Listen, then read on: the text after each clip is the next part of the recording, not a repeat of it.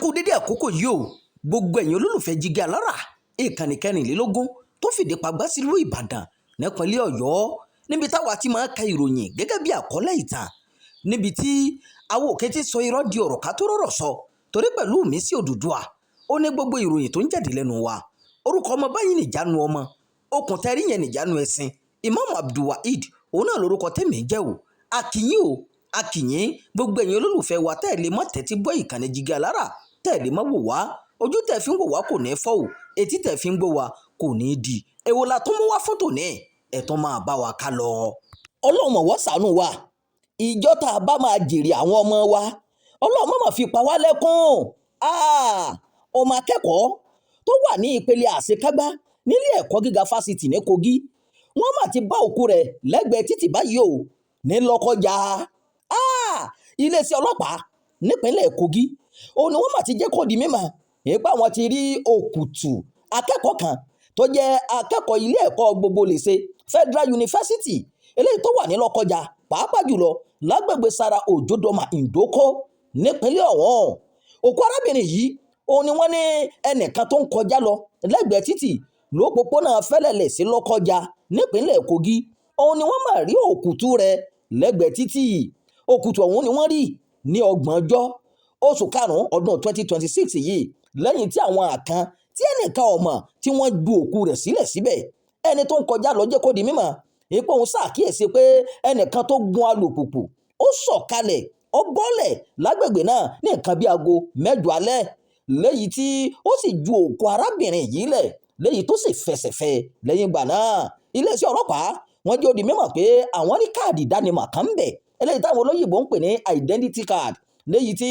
àwọn sì rí káàdì yẹn ní pé ọmọ akẹ́kọ̀ọ́ tó wà ní ilé ẹ̀kọ́ gbogbonìṣe nípínlẹ̀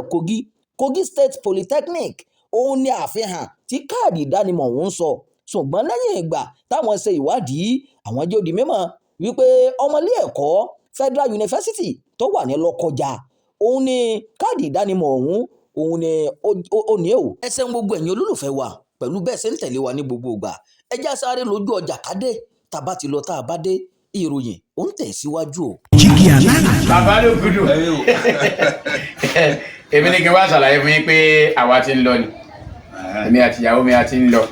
òun ni wá ṣàlàyé fún yín. ó ti jáde bàtà bàbá mi ni bàtà bàbá a retí láti ìjọ ẹ̀. ṣé ti pín ogún bàbá yín. ọ̀rọ̀ pé wọ́n pín ogún bàbá mi kọ́ àní bàtà bàbá mi tó fẹ́ ṣòro ní Jígí Alára TV ó ti jáde sórí YouTube ó ní lọ sọ. ṣe ni báwo ṣe ń gbogbo ẹ gbogbo wa láyé. ẹ káàbọ̀ padà látọjú ọjà ẹ ṣeun tẹ́ ń tẹ́tí gbọ́ ìkànnì yìí ẹ ṣeun tí ẹ̀ ń darapọ̀ mọ́ wa ìròyìn tó kù ó sì ń tẹ̀ síwájú o àmọ́ lásìkò táwa yìí ẹgbẹ́ àwọn obìnrin akẹ́kọ̀ọ́ ní Nàìjíríà ẹ̀ka ti ìpínlẹ̀ Kogi wọ́n mà ti kọ̀rọ̀ ojú sí bí wọ́n ṣe ṣekú pa arábìnrin yìí wọ́n sì ṣàpèjúwe rẹ̀ gẹ́gẹ́ bí ìwà kọ̀tọ́ wọ́n ti wá ké sí àwọn ọlọ́pàá báyìí o àti gbogbo àwọn agbófinró láti rí i pé gbogbo àwọn tí wọ́n lọ́wọ́ nínú ìṣekúpa arábìnrin náà wọ́n fi mú kàtà òfin o kọmíṣánná fún àjọ ọlọ́pàá ìpínlẹ̀ Kogi Nasiru Kankarufi òun náà fìdí ìṣẹ̀lẹ̀ yìí múlẹ̀ ó ní ìwádìí ti bẹ̀rẹ̀ bẹ́ẹ̀ ni ìwádìí sì ń lọ ṣùgbọ́n àwọn òdílé tí ì sọ nǹkan kan lọ́rọ̀ lórí ọ̀rọ̀ yìí o gbogbo bí ìwádìí bá sì ṣe ń lọ òun làwọn sì máa gbé sí gbogbo ayé létí obìnrin yìí kú obìnrin tó wà ní ìpele àṣekágbá nílé ẹ̀kọ́ gbogbonìṣe tó wà ní Lọ́kọ́jà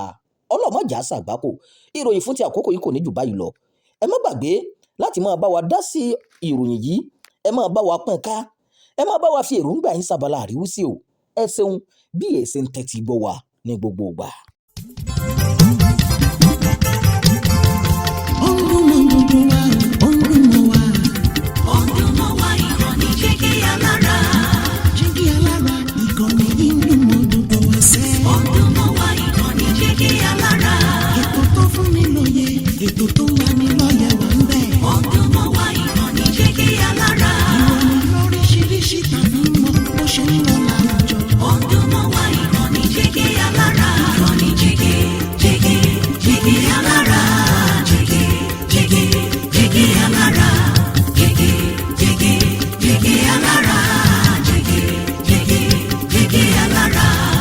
Ìkànnì Jígí Alára 24 bàbá gbogbo.